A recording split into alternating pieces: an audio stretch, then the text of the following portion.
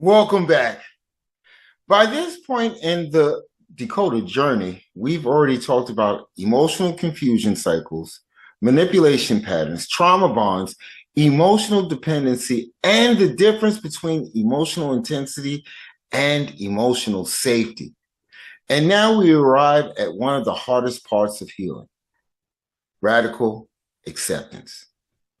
Not because it sounds complicated, but because emotionally it can feel devastating.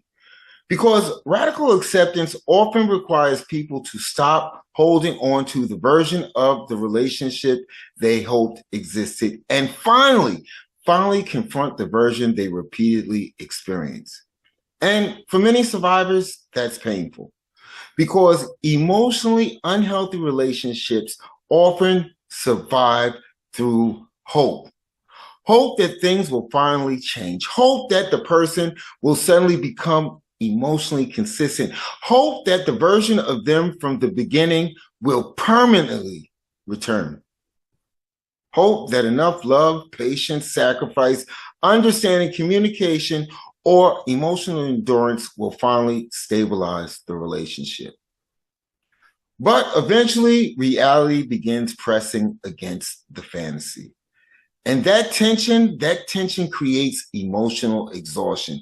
Because, let's be honest, deep down, many survivors already know something is wrong long before they fully accept it emotionally.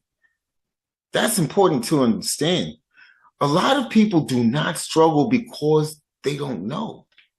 They struggle because accepting the truth emotionally often means grieving the fantasy emotionally. And those are two very different things. That is why this module matters so much.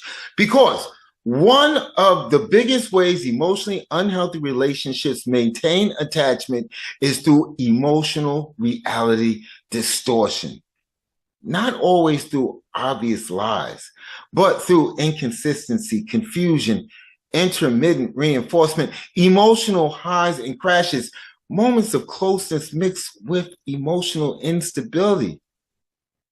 And over time, many survivors begin rewriting repeated behavior patterns in order to preserve emotional attachment.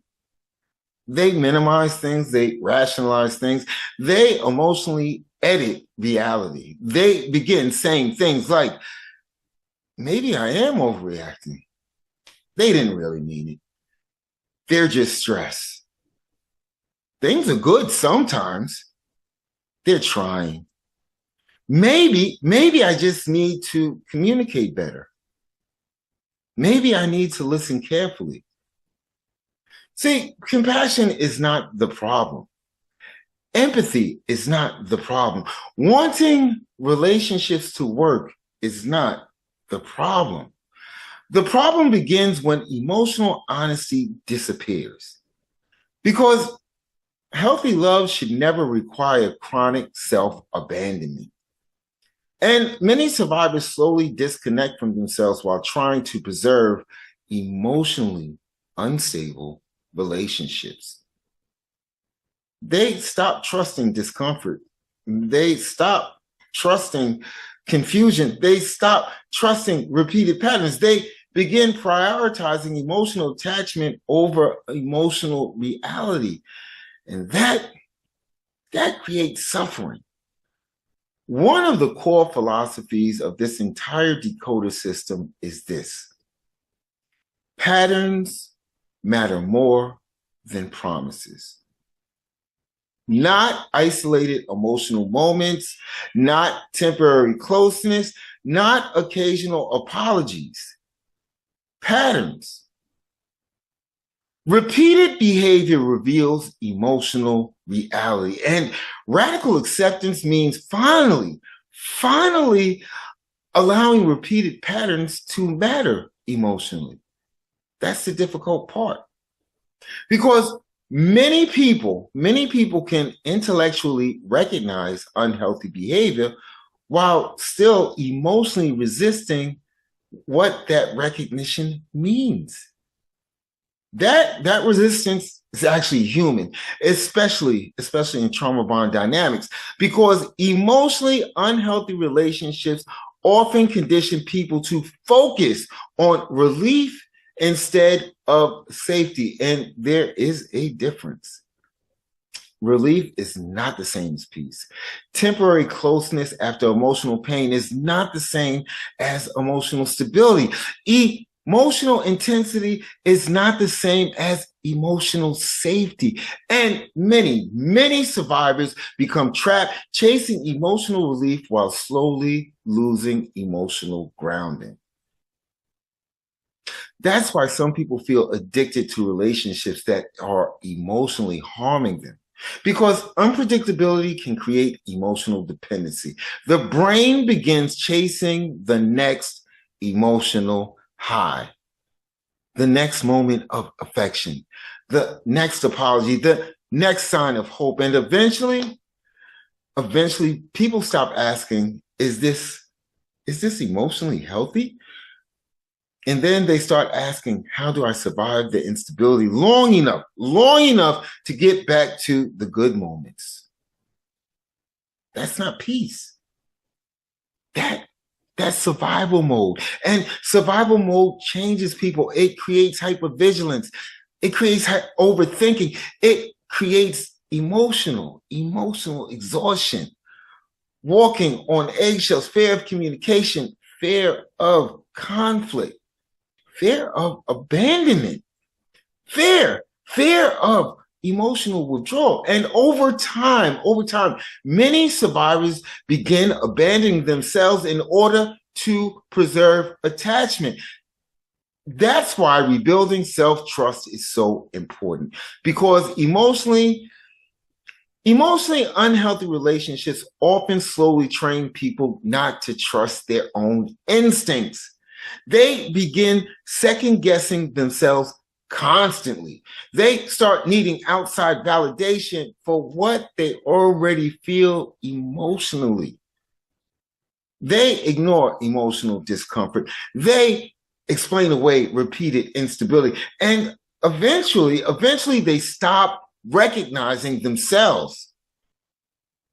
But once again, I need to say something very clearly.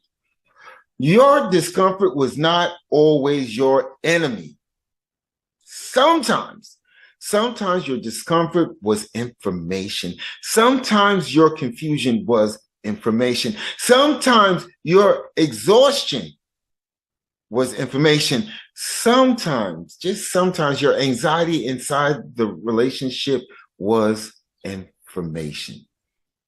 And radical acceptance means becoming emotionally honest enough to acknowledge that. Not from a place of hatred, not from a place of revenge, but really important here, but from a place of clarity, because clarity changes everything. It really does.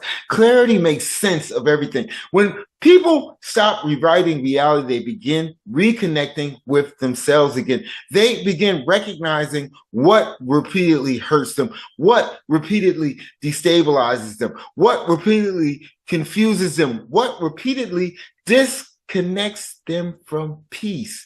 And once that awareness grows, self-trust slowly begins returning.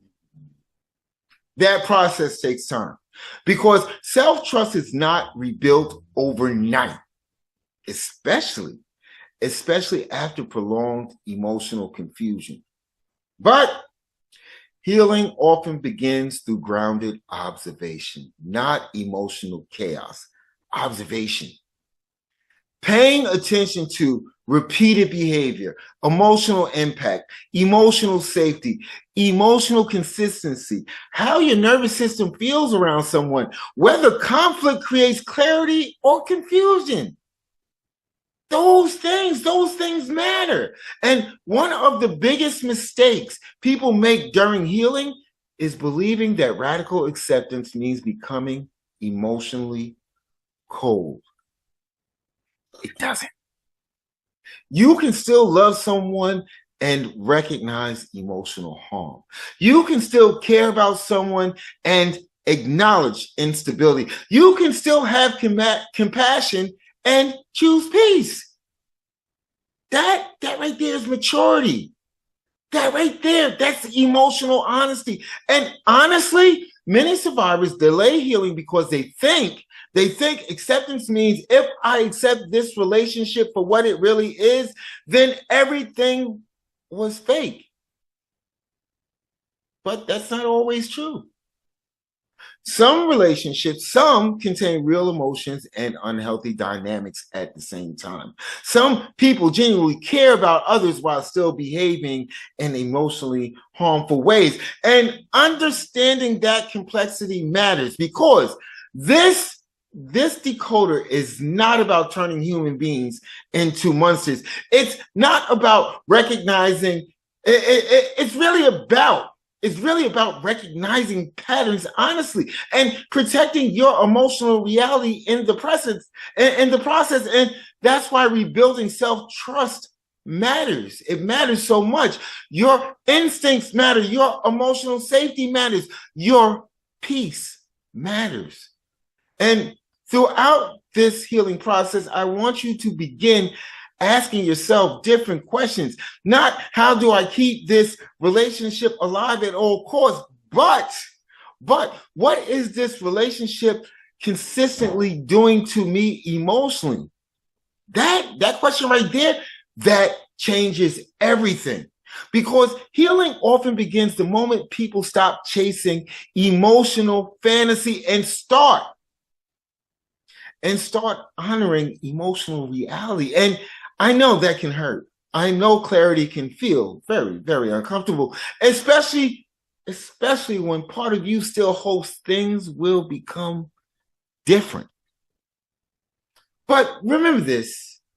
You do not need to hate someone to recognize emotional harm. And you do not need absolute certainty about someone's intentions in order to acknowledge that a relationship may no longer feel emotionally safe for you. That realization alone can begin.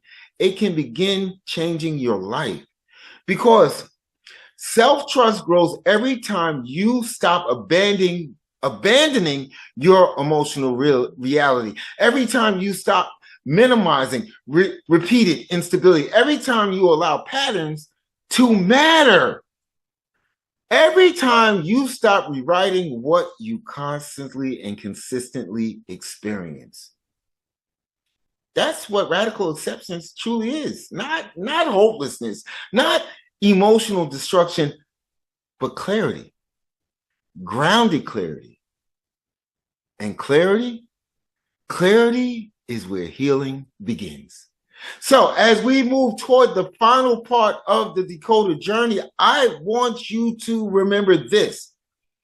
Healthy love should not feel like emotional survival. Patterns matter more than promises, and clarity begins the moment you stop rewriting what you are experiencing.